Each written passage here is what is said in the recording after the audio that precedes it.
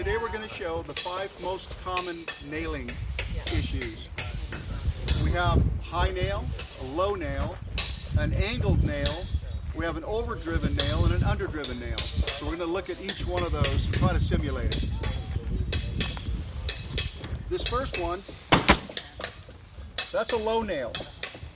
This is the nail zone between the lines. If the nail is low like that, when the next course goes on, you're going to have a shiner. You're going to see part of that. Let me simulate that.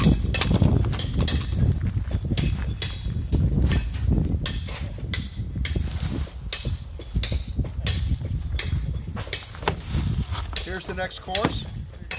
And as you can see, the bottom of that nail head is exposed. And it's called a shiner. And if you have a shiner, you're supposed to back it out, but you're going to have to fill that with caulk. So you do not want low nails or shiners. The next common mistake is a high nail. The shank is on the line, so that's borderline, but it really should be down here. Now this simulates a high nail, not a high nail, but an underdriven nail. You see how that nail head is not flush with the surface?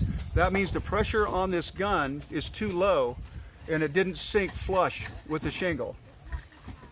And if I turn the pressure up,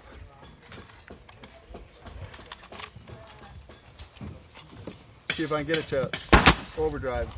That's an overdriven nail. The pressure was too high and the nail had actually ripped the mat. This will cause blow off. The underdriven nail, when this next course is on it, when you step on it, it'll actually cut through. And the 5th one is an angled nail. When you have an angled nail like that,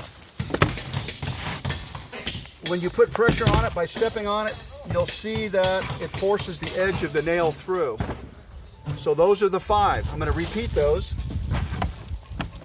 A high nail, a low nail, an underdriven nail, an overdriven nail, and an angled nail. All are a problem.